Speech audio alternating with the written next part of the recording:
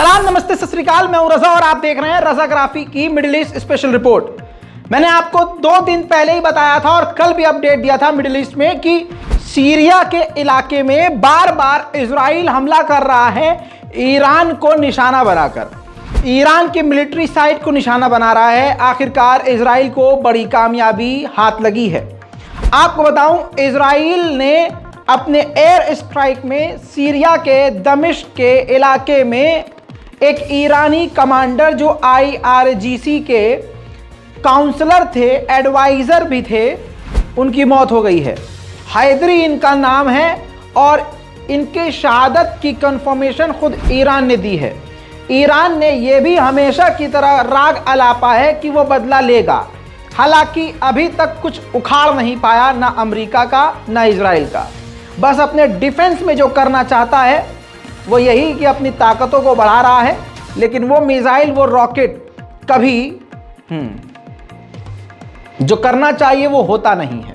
बहरहाल ईरान के वैज्ञानिकों समेत ईरान के बड़े बड़े अधिकारियों को, कमांडरों को इजराइल ने पिछले 2-3 सालों में लगातार निशाना बनाया है। उधर जवाबी कार्रवाई के बदले ईरान का एक बयान आता है, हम बदला लेंगे, हम जरूर लेंगे, हम लेके मानेंगे। उधर अजरबैजान के रिश्ते ईरान से खराब हो रहे हैं।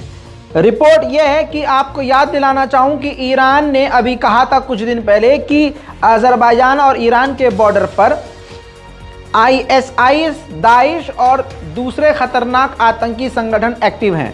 इस पर अजरबैजान की फॉरेन मिनिस्ट्री ने कहा है कि ईरान की ये जो धमकियां हैं, डराने वाली और इल्ज़ाम लगाने वाली, इनसे हम डरने वाले नहीं हैं। हम हर तरह के लिए, हर कंडीशन के लिए तैयार हैं। ईरान और अजरबैजान के रिश्ते इतने ख़राब हो गए हैं कि इजराइल इसका फ़ायदा उठा रहा है। इजराइल ने बयान दिया है कि ईरान के ख़िलाफ़ अजरबैजान और इजराइल को एक हो जाना चाहिए।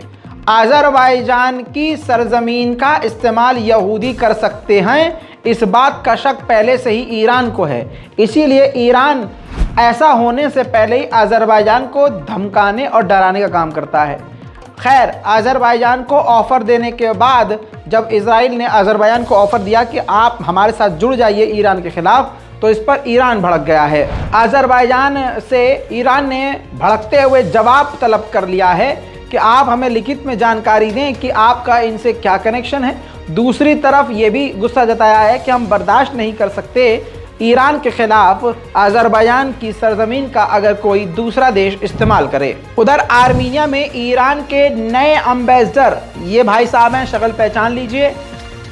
ईरान ने अपने आर्मीनिया के एम्बेसडर को बदल दिया है। वजह नहीं सामने आई है कि क्यों बदला है, लेकिन अब ये नए ईरान के एम्बेसडर हैं आर्मीनिया में। उधर इजराइल ने ग्रीस और साइप्रस से मीटिंग करने के बाद IRGC को EU के अंदर ब्लैकलिस्ट करने को और टेररिस्ट ऑर्गेनाइजेशन घोषित करने को कहा है और कहा है कि पूरी दुनिया के लिए ईरान एक सबसे बड़ा खतरा बन चुका है। दोस्तों, इजराइल को ईरान का इसी से खौफ आपको समझना होगा। सोते, उठते, बैठते, जागते, हगते, मूतते, खांसते, मरते, पैदा होते, तबाह होते, सुबह शाम, दिन रात, गर्मी, मौसम, बरसात, बस एक ही काम है, ईरान के खिलाफ बोलो, ईरान के खिलाफ बोलो। ईरान का ही यही भौकाल समझ में आ रहा है कितना बड़ा है और ईरान का ही, सिर्फ और सिर्फ ईरान का ही खौफ इजराइल को है। ऐसी कौन सी ताकत ईरान के पास है जो इतना इजराइल सिर्फ ईरान करता है। उधर अमेरिका और इजराइल के फॉरेन मिनिस्टर ने फ़ोन पर बात करके फिर वही काम ईरान के खिलाफ बयान दिया और कहा कि हम दोनों कमिटेड हैं कि ईरान को किसी भी तरह से न्यूक्लियर हथियार ना मिले। दोस्तों, सीरिया में जैसा मैंने आपको बताया कि अमेरिका के बेस पर ईरान ने हमला किया, ईरान की ही सपोर्टर ग्रुप ने, और फिर अमेरिका ने बड़े एयर स्ट्राइक सीरिया और दमिश्क के अलग अलग इलाकों में किए। नुकसान बता देता हूँ। ईरान के समर्थक ग्रुप के 7 लोगों की मौत हुई इसके अंदर, जिसमें अमेरिका ने बहुत बड़ा हमला किया था। और जो ईरान की तरफ से अमेरिकी बेस पर हमला हुआ उसमें 1 अमेरिकी मारा गया था और 6 अमेरिकी फौजियों के दिमाग के अंदर, सर के अंदर चोटें आई हैं और वह इस वक्त ज़िंदगी और मौत की जंग लड़ रहे हैं और आसान ज़िंदगी जीना उनके लिए अब नामुमकिन है। वहीं सीरिया के समुद्री इलाके में एक एयरक्राफ्ट कैरियर अमेरिका का सालों से तैनात है, जिसको वो हटाने वाला था, लेकिन ईरान की तरफ से और ईरान के समर्थक ग्रुप की तरफ से जब सीरिया में अमेरिकी बेस पर निशाना बनाया गया और उसको हमले में नुकसान पहुंचाया गया, उसके बाद अमेरिका ने यह फैसला लिया है कि इस एयरक्राफ्ट कैरियर को लंबे समय तक के लिए सीरिया में ही तैनात रहने देंगे। उधर इंटरनेशनल वॉच डॉग ने जानकारी दी है कि ईरान चाइना से ड्रोन के पार्ट्स खरीद रहा है और हाई टेक, वो नट बोल्ट की बात नहीं हो रही है यहाँ, हाई टेक जो चीज़ें हैं, हाई लेवल की चीज़ें जो कोई देश आसानी से नहीं दे सकता, वो हार्डवेयर बेच रहा है चाइना ईरान को। उधर ईरान में जो ईरान के लोगों के द्वारा प्रदर्शन हो रहा है और ईरान विरोधी जो प्रदर्शन हो रहा है, अब साफ हो गया है कि वो ईरानियों की तरफ से नहीं, जो ईरानी अगर ईरान में प्रदर्शन कर रहे हैं उनके पीछे ईरान के दुश्मनों का हाथ है। अब सबूत आपके सामने रखूंगा, लेकिन उससे पहले याद रखिएगा, ईरान का कोई भी लड़का हो लड़की हो हिजाब के खिलाफ या किसी और चीज़ के खिलाफ सड़कों पे उतरे हैं तो वो अमेरिका और इजराइल के इशारों पर हो रहा है, जो कुछ भी हो रहा है। अब आपके सामने फुल स्क्रीन पर इसलिए रख रहा हूँ इस रिपोर्ट को, ताकि आपके सामने फुल स्क्रीन पर रिपोर्ट मौजूद हो, सबूत आपके सामने हो। अमेरिकी यहूदियों ने, जो लीडर है अमेरिकी यहूदी, उस लीडर ने अमेरिका में यहूदियों का एक बड़ा ग्रुप बना लिया है जिसमें गैर यहूदी भी शामिल हैं, जिनका मेन मकसद ये है कि ईरान में जो एंटी इजराइल, एंटी गवर्नमेंट प्रदर्शन हो रहा है उसको ये ग्रुप बड़े लेवल पर समर्थन देंगे और ईरान के खिलाफ प्रोपेगेंडा एजेंडा चलाएंगे। अब दोस्तों आपको कहानी सुनाता हूं एक रशियन जासूस की। इस तस्वीर को पहचान लीजिए, अमेरिका ने जानकारी दी है, रशियन एजेंट स्पाई है जिसने अपना काम बड़े ही बखूबी तरीके से किया है। ये अपने आप को ब्राज़ील का बताकर 37 साल का व्यक्ति रशियन अमेरिका में घुसता है नकली डॉक्यूमेंट के साथ और अमेरिका में रहकर पढ़ाई करता है और अमेरिका की फौज, अमेरिका की एजेंसियां सबकी जो है जांच पड़ताल करता है, स्पाई करता है, उनकी जासूसी करता है।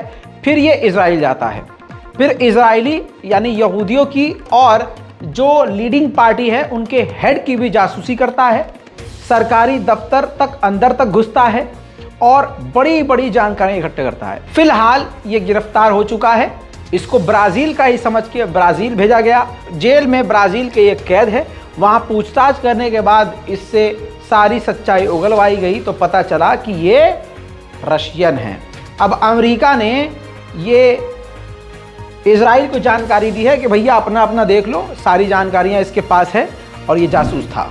उधर आपको पता है अज़रबैजान ने मुसलमानों की पीठ पे छुरा घोंपकर यहूदियों से इजराइल से नॉर्मलाइजेशन कर लिया और तेल अवीव में अपना दूतावास खोल लिया।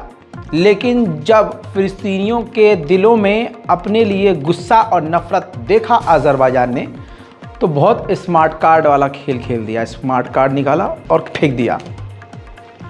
खबर यह है कि फिलिस्तीनियों के लिए फिलिस्तीन के इलाके में अलग एम्बेसी अज़रबैजान खोलेगा, जिसका स्वागत फिलिस्तीनियों ने खुलकर किया है। काफ़ी खुश हुए हैं फिलिस्तीनी, जिसके बाद हमास का बयान आया है। हमास ने भी अज़रबैजान के इस फैसले का स्वागत करते हुए कहा है कि इजराइल के साथ नॉर्मलाइजेशन ना करे अज़रबैजान। फिलिस्तीन और गाज़ा के लोग लैंड डे सेलिब्रेट कर रहे थे। 47 साल पहले इजराइल ने इस इलाके में, गाज़ा स्ट्रिप के इलाके पर पूरी तरह से कब्जा किया था, जिसको देखते हुए वहाँ कल प्रदर्शन हो रहा था। प्रदर्शनकारियों पर मैं आपको तस्वीर दिखाऊंगा, ये देखिए, ड्रोन के ज़रिए, जी हाँ, ड्रोन के ज़रिए इजराइल ने आंसू गैस के गोले फेंके हैं।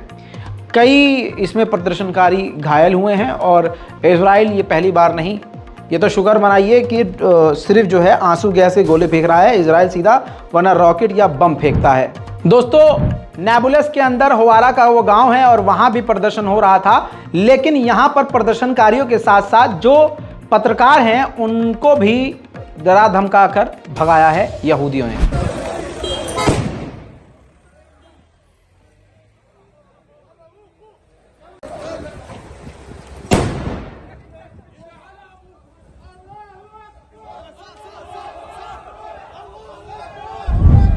रमज़ान का महीना मुसलमानों के लिए सबसे ख़ास होता है और रमज़ान पाक के महीने में ये जो जुमे का दिन होता है सबसे इम्पोर्टेंट होता है। ऐसे में जब ये रमज़ान का कल का जुमा सामने आया तो फ़िलिस्तीनियों को ही, मुसलमानों को ही मस्जिद अल अक्सा में जाने से यहूदी कुत्तों ने रोक दिया।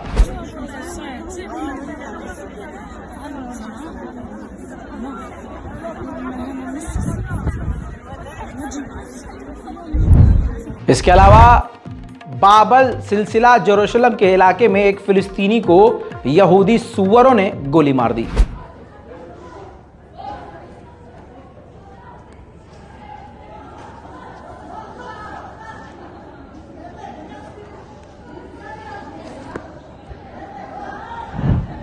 वहीं दोस्तों सबसे बड़ी खबर आपको बता रहा हूं कि ईरान अभी इस वक्त फैसला कर रहा है, सोच रहा है, और उसने बता दिया पहले ही कि हम लोग प्लान कर रहे हैं कि ईरान किंग सलमान को, जी हां, किंग सलमान को बुलाया जाए, इनवाइट किया जाए। उधर अजरबैजान ने आर्मीनिया के शूशा के इलाके पर जो कब्जा किया था, जो पहले अजरबैजान का ही था, वहां अपना झंडा फहरा दिया है। कहा जा रहा है कि आर्मीनिया को ये बर्दाश्त करना मुश्किल पड़ रहा है।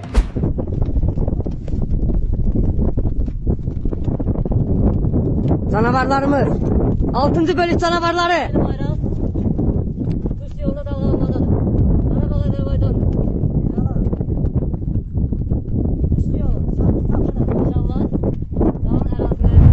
उधर बड़ी तेजी से तुर्की अपनी ताकत को बढ़ा रहा है, लगभग बढ़ा चुका है। ताज़ा तस्वीरों में देखिए, तुर्की ने अपने एडवांस बैरक्टर ड्रोन से सुपरसोनिक रॉकेट मिसाइल दागा है।